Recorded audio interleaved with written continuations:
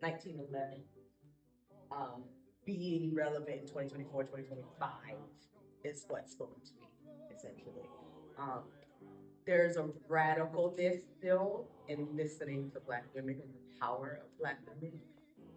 I love Black women, right? So like that has always drew me to the opera and to any shows that I have directed in my entire career. Um, but it felt like the fact that we are in 2025 and the world is still screaming, listen to Black women as Joplin did in 1911.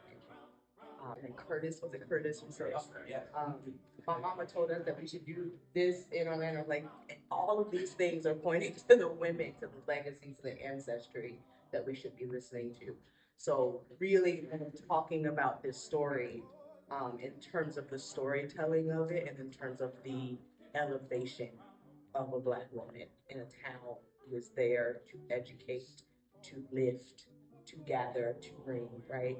The storytelling of culture, setting it right here in our backyard in Eatonville, Florida, where we have the dynamics of what have we learned as a Black people versus what we have to learn versus how we come with our own colonization, right? And all of these stories are still happening right now, right? All of these conversations are still happening right now.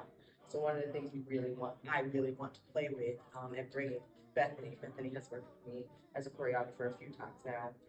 And one of the things we like to play with is how do we bring the relevancy of our ancestors into today. So what I'm not interested in is making a story that looks like a museum, right? I'm interested in making a piece that looks like a living, breathing foundation of who we are as a people. So that's going to incorporate, obviously, the ragtime that you hear in the music here, but how does that ragtime transfer into the moves, the body, the way our stories come to life within ragtime, blues, jazz, gospel, hip hop, right? All of that sound is a part of who we are.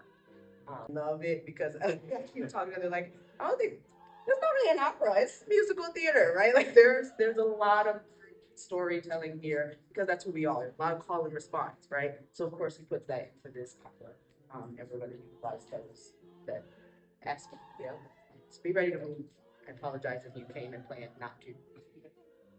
There will be certain things that are more operatic. There will be certain things that are more musical theater. And one of the things that's the beauty of musical theater is that we might have to take a repeat or we might have to change something and a lot more flexible. We're not in such a rigid form in this piece, and so I like that very much.